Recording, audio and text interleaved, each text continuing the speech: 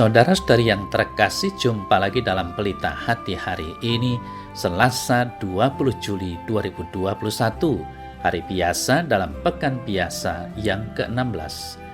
Bersama saya Romo Thomas Suratno SC dari Paroki Cilandak, Jakarta Selatan, mendengar dan merenungkan sabda Tuhan, yakni firman Tuhan yang tersurat dalam Injil Matius, bab atau pasal 12, ayat 46 sampai dengan ayat 50.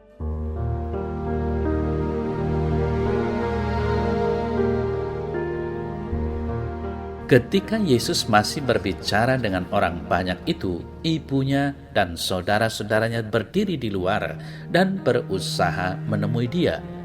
Maka seorang berkata kepadanya, "Lihatlah, ibumu dan saudara-saudaramu ada di luar dan berusaha menemui engkau."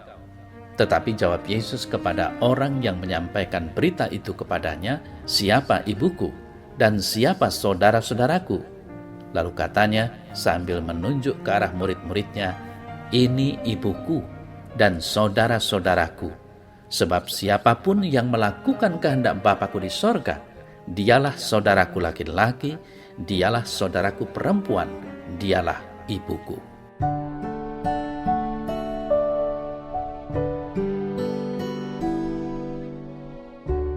Saudara-saudari yang terkasih, penginjil Matius mengawali kisah ini tadi dengan kedatangan ibu Yesus dan para saudara-saudaranya.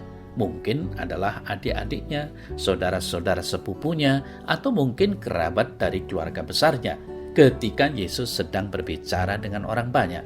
Pada saat yang bersamaan, ada orang yang memberitahukan kepada Yesus bahwa ibunya dan saudara-saudaranya sedang berdiri di luar dan ingin menemuinya. Namun Yesus tidak segera menemui mereka, melainkan menunjuk orang-orang di sekitarnya dan mengatakan bahwa ibu dan saudaranya adalah orang-orang yang melakukan kehendak Bapa di sorga. Kalimat yang terasa menyakitkan ini terutama bagi ibu dan keluarga yang mendengarnya. Saudara-saudari yang terkasih, Yesus seakan-akan menolak kehadiran ibunya dan saudara-saudaranya. Siapakah ibuku dan siapakah saudara-saudaraku? Bagaimana rasanya seorang ibu ditolak oleh anaknya? Tentu merasa sakit hati. Demikian pula ketika saudara tidak lagi dianggap saudara. Betapa kata-kata Yesus bisa diterima sebagai sesuatu yang menyakitkan.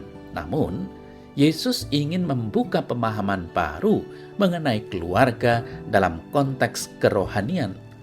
Keluarga bukan sekedar hubungan darah. Keluarga adalah kumpulan orang-orang yang memiliki visi dan misi melakukan kehendak Bapa di sorga.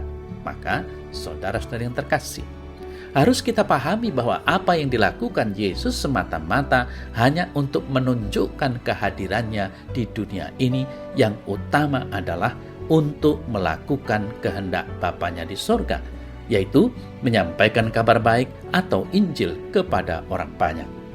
Inilah pemahaman baru bahwa keluarga tidak hanya ikatan dalam hubungan darah, namun sekelompok orang yang melakukan kehendak Bapa adalah keluarga yang sejati. Sebagai orang percaya dan melakukan apa kehendak Bapa di sorga, maka kita pun menjadi anak-anak Allah dan sekaligus menjadi saudara dan keluarga Yesus. Saudara-saudari yang terkasih, Yesus tidak bermaksud menghina ataupun menyangkal ibunya dan saudara-saudaranya.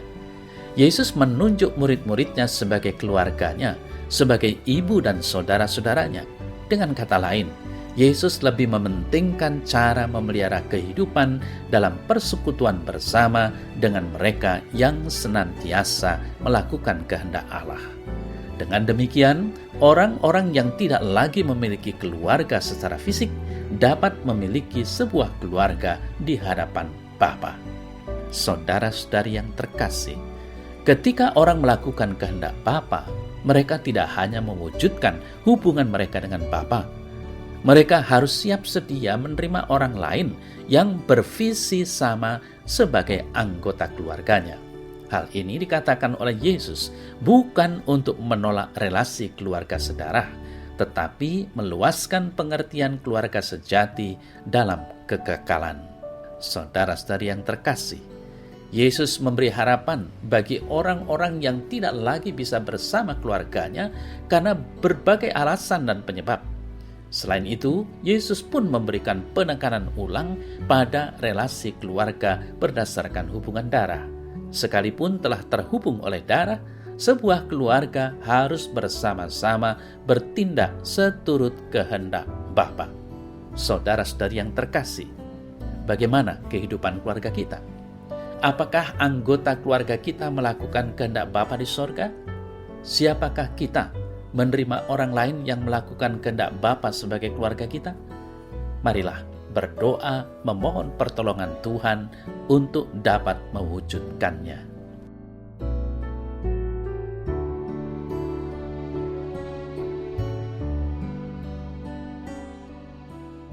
Dalam nama Bapa dan Putra dan Roh Kudus. Amin.